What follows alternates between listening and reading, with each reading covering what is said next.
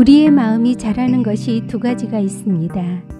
첫째는 좋은 것은 끌어당기고 싫은 것은 밀어내는 것입니다. 좋은 것을 끌어당기고 싫은 것을 밀어내는 이유는 누구나 고통을 싫어하고 행복을 원하기 때문입니다. 둘째는 작은 일을 크게 키우고 없는 것을 만들어내는 것입니다. 처음에는 별거 아닌 일이었는데 눈덩이처럼 크게 키우거나 아무 일도 일어나지 않았는데 마치 실제 일어난 일처럼 만들어내는 것입니다. 그런데 분명히 마음이 하자는 대로 했는데 끊임없이 고통과 번뇌가 되풀이되고 있습니다. 왜 그럴까요? 바로 매 순간 일어나는 생각과 감정을 처리하는 마음의 습관 때문입니다. 우리가 어떤 일을 오래 하다 보면 습관이 생겨 애쓰지 않아도 능숙하게 잘하게 되듯이 마음도 습관이 있습니다. 어떤 감정이나 생각, 사람, 행위들을 맞닥뜨리면 컴퓨터 프로그램이 자동으로 돌아가듯이 마음이 특정한 방향으로 작동하기 시작하는 것입니다. 이것을 마음 습관이라고 부릅니다. 진정으로 행복해지기를 바란다면 먼저 어떤 마음 습관이 있는지, 마음 습관을 어떻게 바꿀 수 있는지 호기심을 가지고 알아봐야 합니다. 이 책에서는 6가지 마음 습관을 이야기하고 있는데 우리가 느끼는 고통과 행복은 이 6가지 마음 습관과 아주 깊은 관계가 있습니다. 그리고 늘 되풀이해서 버릇이 되어버린 마음 습관도 알고 나면 벗어날 수 있습니다. 우리는 나쁜 사람이라서 고통을 받는 것이 아니라 마음을 행복하게 하는 법을 몰라서 고통을 받습니다. 유일한 죄라면 잘 몰라서 고통을 받는 것. 그것이 유일한 죄입니다. 지금부터는 죄를 벗어나서 고통으로부터 자유롭게 되는 방법을 읽어드리도록 하겠습니다. 우리의 마음이 더 다치기 전에 6가지의 마음 습관을 들여다보겠습니다. 첫 번째, 화를 내거나 꾹 참는 마음 습관. 화가 날 때가 있습니다. 예를 들면 차분히 순서를 기다리고 있는데 누가 새치기를 한다거나 길을 걸어가는데 누군가 툭 치고는 사과도 하지 않고 지나가면 화가 납니다. 물론 아주 크게 화가 나는 일은 아닙니다. 그러나 폭력이나 사기를 당하거나 믿었던 사람이 배신해서 병이 날 만큼 화가 날 때도 많습니다. 시간을 두고 그 일을 곱씹으면 점점 화가 더 커져갑니다. 쌀은 씹을수록 고소하지만 화는 곱씹을수록 내 마음을 다치게 합니다. 이렇게 화가 날 때 보통 사람들은 2가지로 반응합니다. 한 가지는 화를 내는 것이고 또 한 가지는 화를 참습니다. 화가 주인이 되고 자신은 그 화의 노예가 되어 휘둘리거나 반대로 적으로 여기고 저항하는 것입니다. 이 2가지 방식으로 화를 대해왔기 때문에 화내는 습관이 커진 것입니다. 그러나 화를 내거나 화를 참는 방식은 일시적일 뿐입니다. 물론 화를 내고 나면 아주 잠깐 동안은 화를 푼 것 같지만 실제 화가 일어나게 된 원인을 해결하거나 없앤 것은 아닙니다. 이런 방식으로 거칠게 판단하고 반응하면 관계가 악화되거나 일을 망칠 수도 있습니다. 사랑해서 결혼한 부부, 연인, 부모 자식 사이에도 화 때문에 서로 상처를 입히고 갈등이 일어납니다. 화를 내거나 화를 참는 방식 때문입니다. 화를 내는 사람들은 소리를 지르거나 상처를 주는 말이나 욕설을 하기도 하고 심지어 아이들이 보는 앞에서 무섭게 화를 내기도 하고 생명의 위협을 느낄 정도로 심각하게 폭력을 쓰기도 합니다. 이렇게 화를 내는 것이 습관이 되어 되풀이되면 작은 일에도 쉽게 화를 내게 됩니다. 그런 사람들은 화를 안 내고 있을 때에도 표정이나 태도가 화난 사람처럼 보입니다. 반대로 다른 사람에게 화내고 싶은데 자신에게 돌리거나 아예 아무 말도 하지 않는 방식으로 화를 내는 사람도 있습니다. 화를 내면 좋은 관계를 유지하기 어렵고 좋은 평판을 얻기 어려우니까 참는 것이 미덕이라고 생각하기 때문입니다. 화를 내는 것이 참는 것보다 불리하다 보니 부당한 일을 당해도 자신의 감정을 억압하고 화를 참는 사람이 참 많습니다. 지나치게 화를 참다 보면 정신적인 문제도 생깁니다. 따라서 화를 내는 것도 위험하지만 화를 참는 것도 아주 위험합니다. 어떤 물질을 억누르면 언젠간 반드시 폭발할 수밖에 없습니다. 마음도 마찬가지입니다. 화를 다스리는 방법이 있습니다. 화를 일정한 거리를 두고 그저 바라보는 것입니다. 그리고 화를 환영하고 친구가 되는 것입니다. 아, 도대체 언제까지 줄을 서야 하는 거야? 짜증나. 이렇게 화가 날 때 그 화를 있는 그대로 두고 그저 바라봅니다. 담담하게 보는 것입니다. 진짜 귀찮아. 이래도 그저 바라봅니다. 짜증나, 귀찮아. 이런 생각이 계속 들었다 사라지고 다시 일어났다가 사라지는 것을 그저 묵묵히 지켜봅니다. 짜증이나 화와 함께 일어나는 이러한 생각들을 담담하게 허용합니다. 무상함으로 그저 바라봅니다. 이런 과정이 바로 화가 우리를 다스리는 것이 아니라 우리가 화를 다스리는 가장 간단한 방법입니다. 이 말이 좀 막연하게 들린다면 하늘을 떠올려 보면 됩니다. 하늘은 늘 그 자리에 있습니다.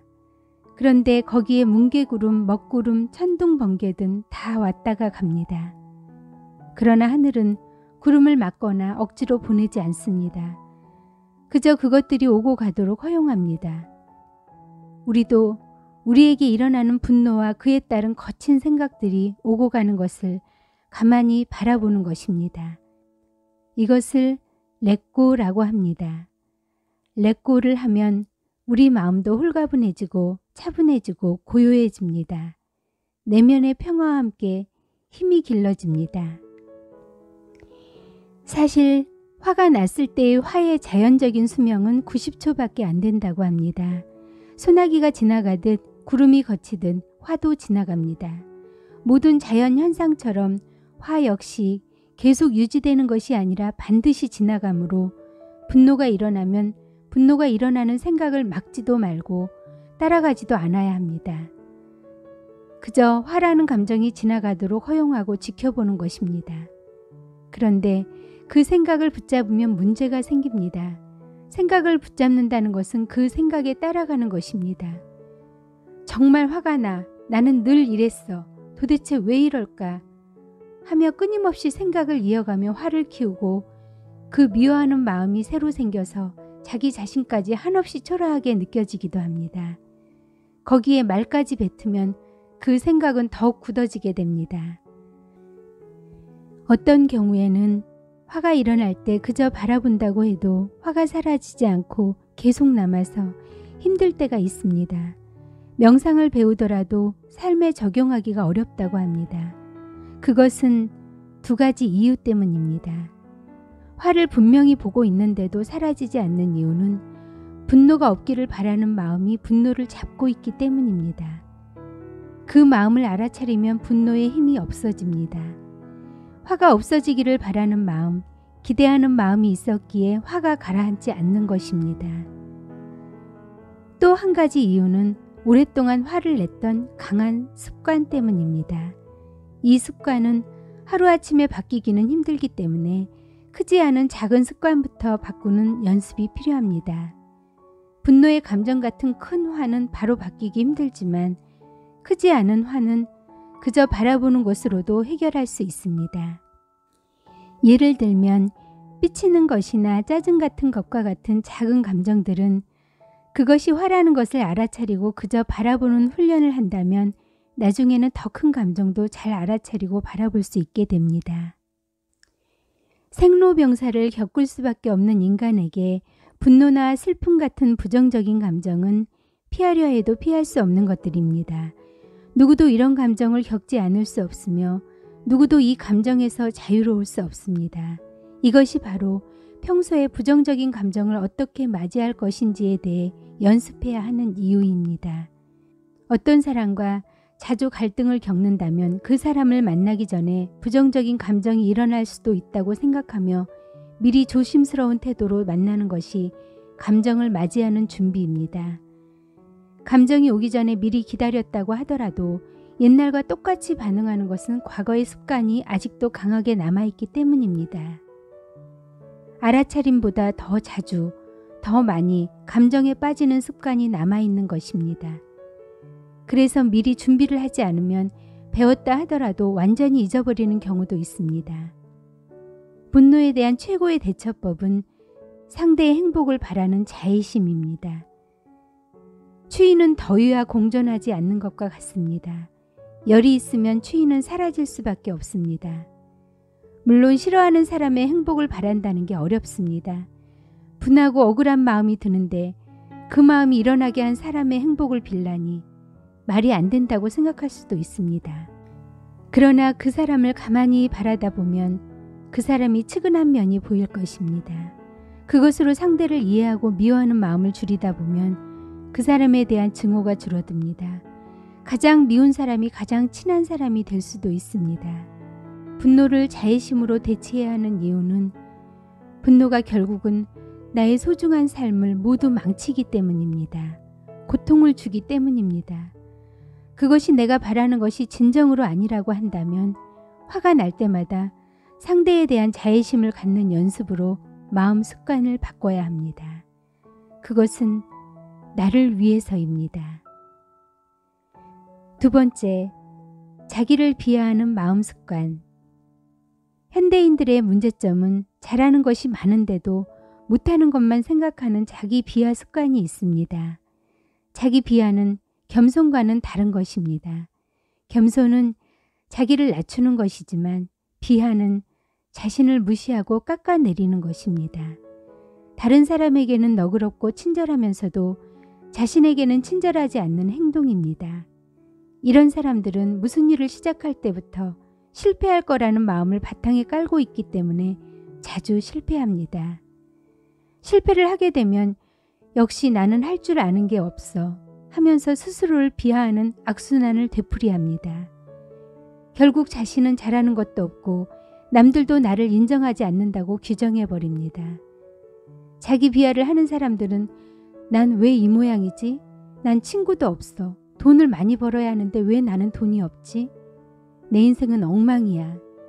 이렇게 처음에는 푸념처럼 시작하다가 생각이 꼬리에 꼬리를 물어서 계속 다른 생각으로 이어가다가 결국에는 나는 아무런 가치가 없어. 난 문제가 너무 많아. 하는 쪽으로 결론을 내립니다. 자기 비하가 심한 사람들은 먹는 걸로 결핍감을 채우게 됩니다. 안 좋은 음식뿐만 아니라 몸에 해로운 담배, 술, 게임 등으로 말입니다. 이것은 습관 때문에 몸이 반응하는 것이고 폭식과 같은 안 좋은 습관에 빠지면 불편한 마음이 일어납니다. 이럴 때는 불편한 그 마음을 알아차리고 아, 내가 지금 엄청난 스트레스를 받아서 이런 것으로 풀려고 하는구나 하고 알아차립니다. 그리고 그런 자신에게 연민을 가져봅니다. 우리가 스스로를 친절하게 대하고 봐준다는 것은 마음대로 방탕하게 살고 유흥을 즐기도록 내버려 두라는 뜻이 아닙니다. 그저 그것이 좋지 않음을 스스로 깨닫게 두라는 것입니다. 불편한 마음이 일어나는 것을 관찰하지 못하면 도넛이 안 좋은 줄 알면서도 도넛 한 상자를 다 먹어버릴 수도 있습니다. 그런데 관찰할 수 있다면 한 개 정도 먹고 멈출 수 있습니다. 게임을 하지 말아야지, 인터넷이나 드라마를 보는 시간을 줄여야지 해놓고 지키지 못한 적이 있나요? 그렇다면 보고 나서 하루 종일 스스로를 비하하며 못살게 구는 것보다 게임하고 영화나 드라마를 보도록 허용하고 본업에 다시 집중하는 것이 낫습니다. 마음이 억눌리면 마음은 반항합니다. 안 좋은 행동을 할 때 자신을 비하하지 않고 더욱 사랑해야 합니다. 너무나 잘하고 싶은데 못했기 때문입니다. 마치 아픈 사람을 위로하듯이 위로해 줍니다. 남들을 용서하고 사랑해야 한다는 것을 배웠습니다. 나 자신에게도 똑같이 대해줍니다. 자신과 자신의 행동을 떼어놓고 볼 줄 알아야 합니다. 자신의 좋은 점을 떠올려서 잘하고 있다고 생각합니다. 좋지 않은 점에 집중하면 잘하는 것이 하나도 없는 것처럼 여겨집니다. 마음으로 자신을 때리지 말고 스스로에게 비폭력을 실천하는 것입니다.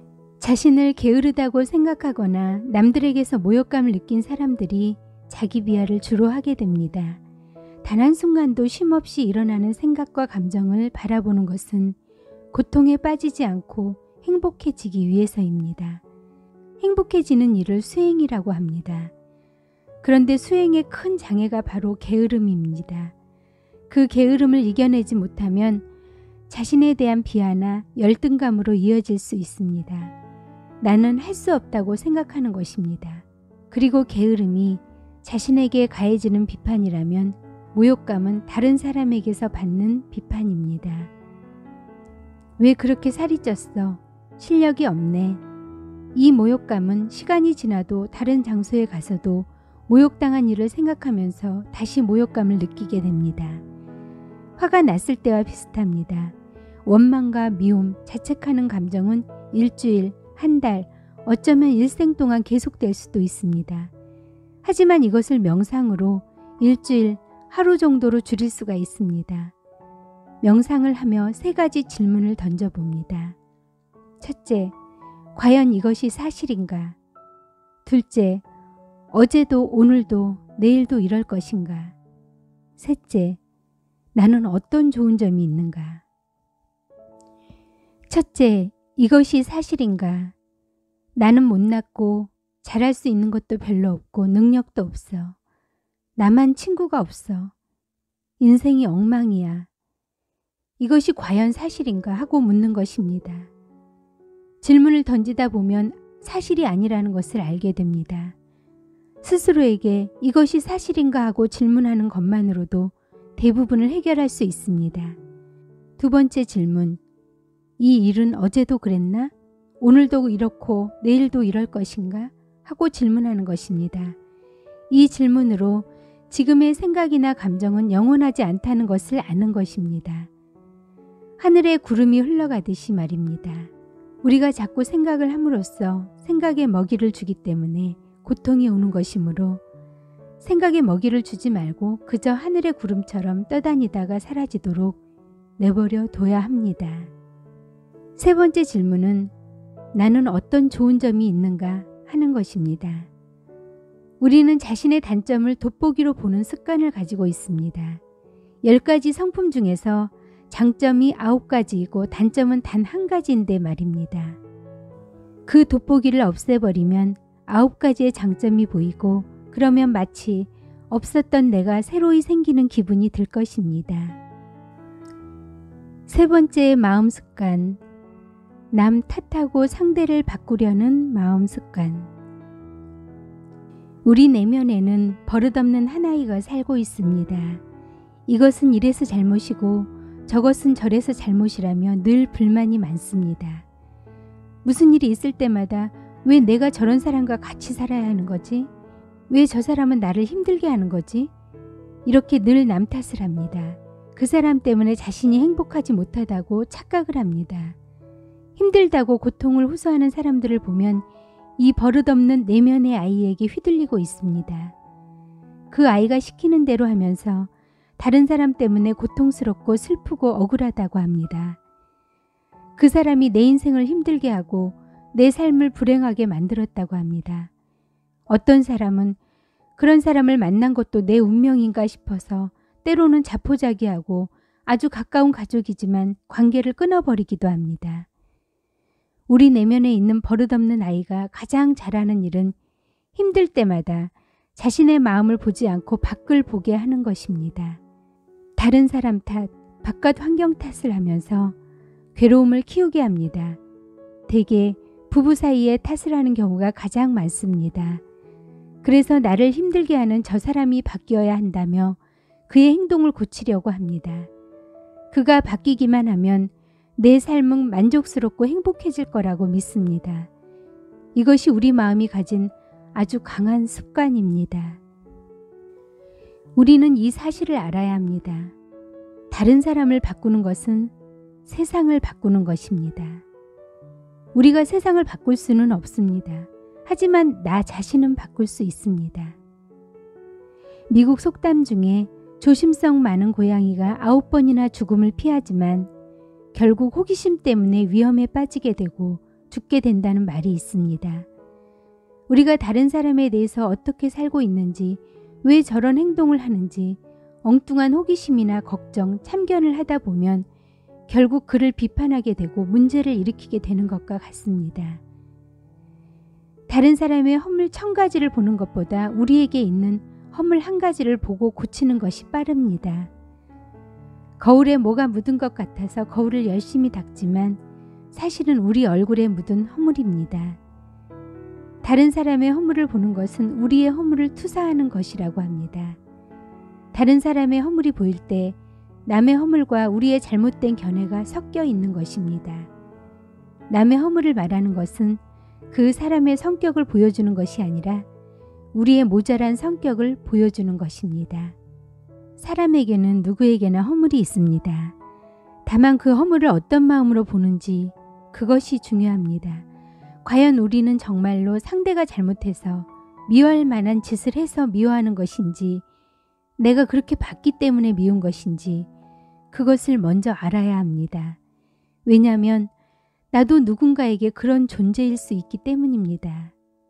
미워하는 상대가 내가 원하는 대로 바뀌면 덜 미워할 것 같은데 미워할 일이 없을 것 같은데 내 마음에 들지 않아서 믿고 내가 원하는 대로 바뀌지 않아서 더 미워지기 때문에 상대를 바꾸겠다는 이런 생각들은 나를 더 고통스럽게 합니다.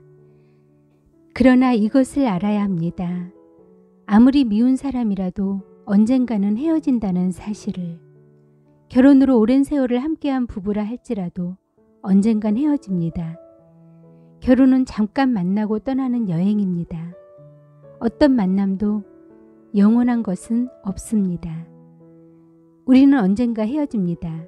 헤어지고 나면 편할 것 같고 살 것 같아도 어떤 면에선 후회할 것이 더 많습니다. 이렇게 잠깐 만나는 것이라고 생각하면 같이 있는 시간이 소중해집니다. 같이 있는 동안 서로에게 친절하게 대해야 합니다. 그 사람이 떠나고 나서 자신이 후회하지 않기 위해서라도. 사랑은 어떻게 하면 당신을 행복하게 할 수 있을까이고 집착은 당신은 왜 나를 행복하게 하지 못할까입니다. 이런 원망은 상대에게 집착을 하고 있다는 뜻입니다. 남을 탓하는 마음에는 부모를 탓하는 마음도 있습니다. 모든 부모들은 완벽하지 않습니다. 자식들은 부모가 자식을 얼마나 잘 키우고 싶어 했는지 그 마음을 모릅니다. 부모는 자식을 어떻게 키워야 하는지 제대로 알지 못한 채 부모가 되었습니다.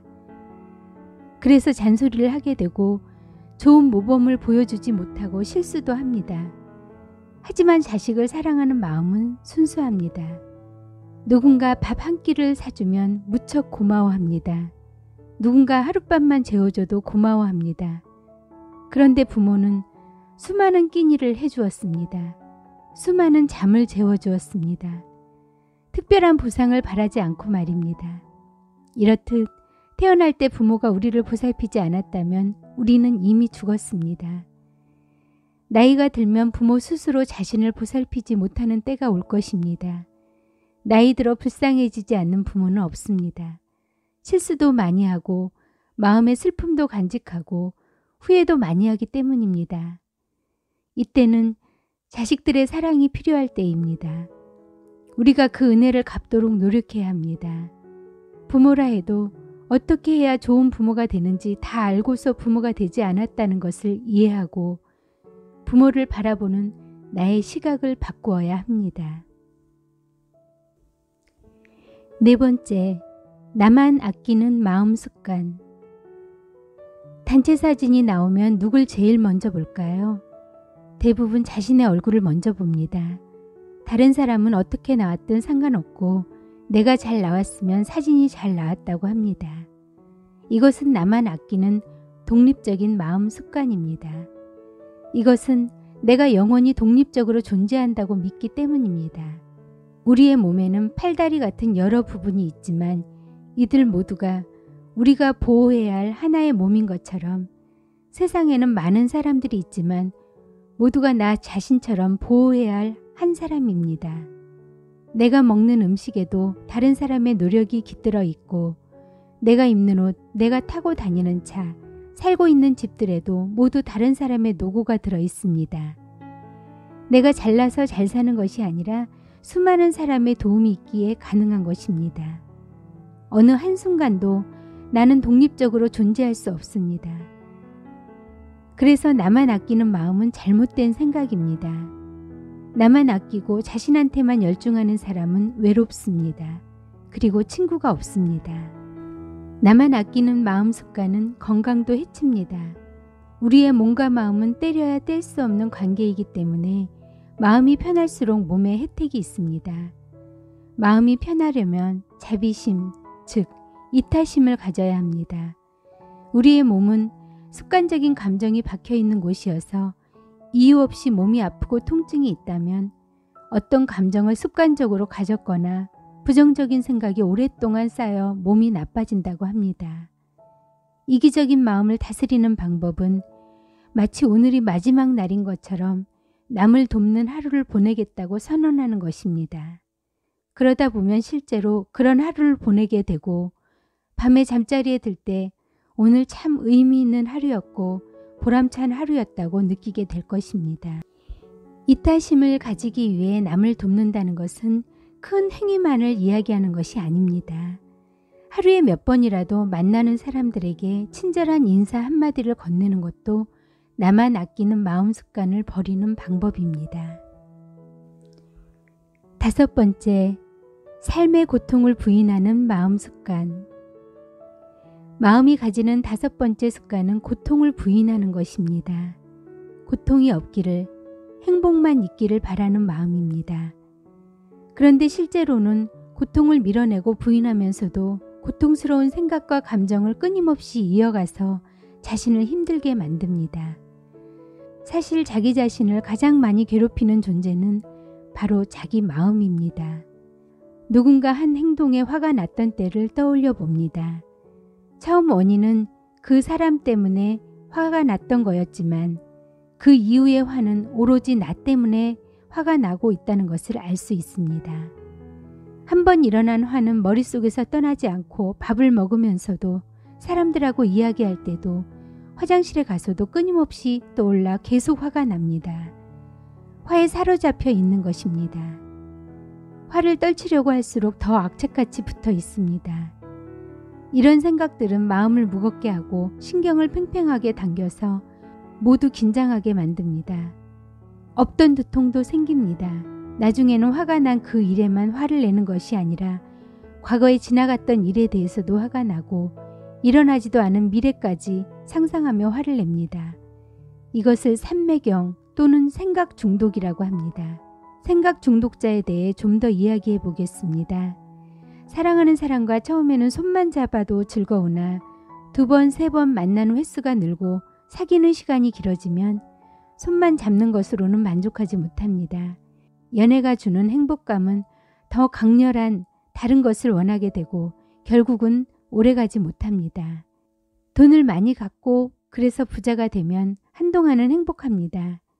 하지만 돈이 주는 행복의 유효기간이 지나면 돈에 대한 집착이 심해지고 인색한 마음이 생겨나 잘 베풀지 못하고 돈이 없어질까봐 두려움이 커집니다. 돈이 많아도 가난한 이유입니다. 세상의 모든 것은 지금은 행복하고 즐겁지만 곧 고통으로 변하는 것들이 많습니다. 우리는 평생 행복을 갖기 위해 밖으로 눈을 돌려 그것을 찾아다닙니다. 하지만 평생을 노력해도 결국은 다 무너져 버리는 고통입니다. 쇼핑을 좋아하는 사람은 계속 더 사고 싶어서 만족을 모른 채 갈증만 납니다. 명예나 권력을 가졌을 때도 처음에는 흥분되고 행복하지만 이 역시 오래가지 않습니다. 이럴수록 갈망이 더 심해집니다. 이런 것들을 보면 우리는 중독자입니다. 쾌락 중독자, 즐거움 중독자, 음식 중독자, 수다 중독자, 게임 중독자, 알코올 중독자. 이 중독의 고통에서 벗어나는 유일한 방법은 먼저 고통을 받아들이는 것입니다. 살아있는 삶에는 당연히 고통이 있다는 것을 아는 것입니다. 고통이 없고 슬픔이 없는 사람은 어디에도 없습니다. 그러므로 고통을 받아들이면 거기서부터 변화가 옵니다. 고통이 사라지기를 바라는 마음은 오히려 고통에게 밥을 주고 힘을 주는 것과 같습니다. 고통을 피하지 않고 무심하게 바라보면 고통은 약해집니다. 그리고 기꺼이 받아들이면 견딜만 합니다. 고통은 꿈에서 겪는 고통처럼 사실은 우리의 마음이 만든 환영이라는 것을 알아야 합니다. 고통을 받아들이면 삶에 대한 기대가 줄어들어 자기 스스로에게 친절하고 관대해집니다.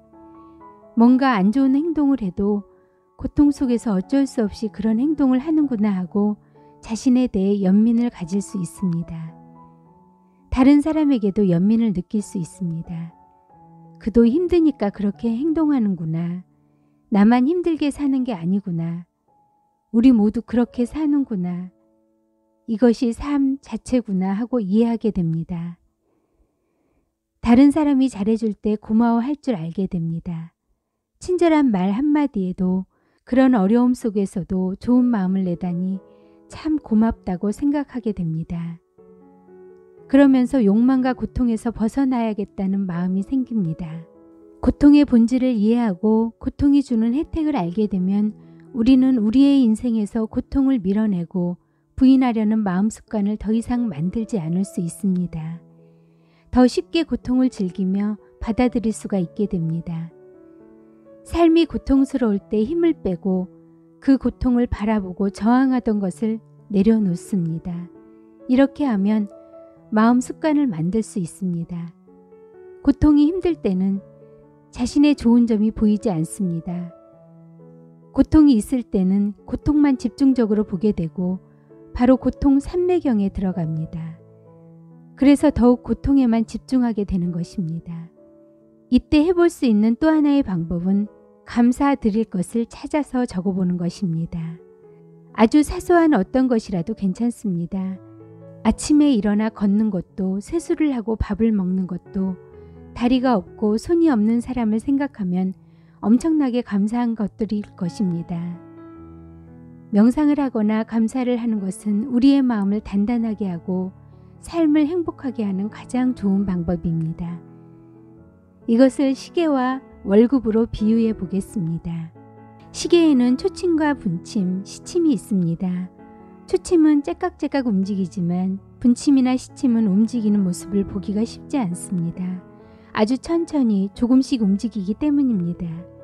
그런데 시침은 초침과 분침이 움직이기 때문에 움직이는 것입니다.